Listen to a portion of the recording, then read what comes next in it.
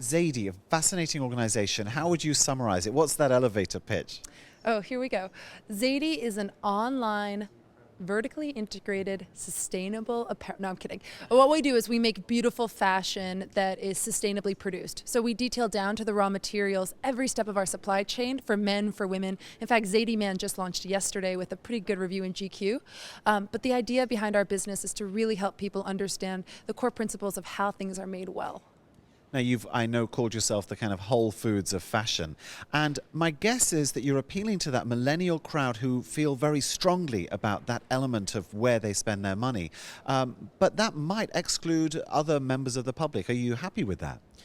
You know, we found in the beginning that our research showed millennials want to vote with their dollars, which is why brands like Tom's Shoes, Warby Parker in the past have thrived. But actually, if you look at the data of our customers, it ranges from, a 15-year-olds who are buying, that first entry point, a wallet or an accessory on the site, all the way up to grannies. And the reason is because that a lot of people in the U.S. want to support products that are made here locally, which a lot of the Zadie collection is. And then you have people who are environmentalists of all ages who support the idea of sustainable supply chain. So just like Whole Foods probably began with a younger subset of customers, we too have expanded our audiences.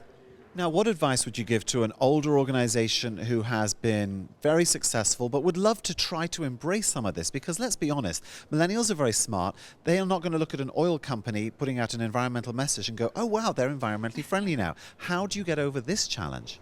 Well, I think you're asking me if you're a sin brand or a sin stock, how do you be less sinful? And I think the era of corporate social responsibility is sort of falling way to an emerging era of benefit corps, B Corps. So you really can't pretend like you're doing something ethical if the core of your business isn't. Unfortunately, the brands that are historically sort of titans of industry in areas like cigarettes and oil have to kind of embrace what their core business is and think about what makes them a benefit to society at the end of the day.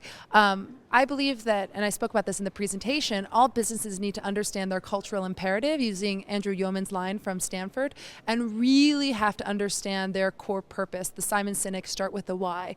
If you're a small startup or a Fortune 500, it doesn't really matter as long as you're embracing this big question at the end of the day. Last question. You mentioned Snapchat as a great tool for communication amongst millennials. I use it for basically just my kids, and to me, I don't like a message disappearing. I like to look back at stuff. But that aside, Snapchat will be yesterday's news in a couple of years. How will you make sure that you continue to embrace new technologies when they become alien to you? Well, I was over Snapchat a year. No, I'm kidding.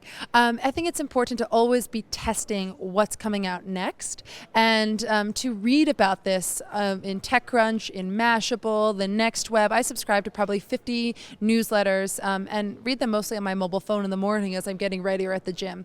So to stay abreast of what's next, it really just takes a patience for reading about things and then the willingness to download them if they're mobile applications and just try them out. But then you're relying on whether they become a tipping point. Foursquare, checking in, it's gone. Everyone used to check in, now it's gone, and we all downloaded it and had a go. So you've also got to be smart enough to spot the winners, I guess. Well, that makes me sad because one of my dearest friends is the co-founder of Foursquare, but I will say that it went away from a consumer standpoint. It broke off into two apps, and the company reinvented itself as a B2B data platform. I think you're going to see a lot of young companies staying relevant within certain circles. But I hear you. From a consumer perspective, young startups typically have a buzzy shelf life of maybe 1 to 2 years. And things will either explode or implode. That's just the nature of Web 2.0, 3.0, depending on whom you're speaking to. So what I do is I try to stay authentic to what I actually like. I love the 53 app, Paper by 53. Yeah, it's how I take notes and record photos. It's a beautiful app. It happened to be named App of the Year, but it's not the world's most popular app yet. I'm not using it because it's buzzy. I'm using it because it has a practical fit in my life. And we will leave it there. Thank you very much. Thank you so much.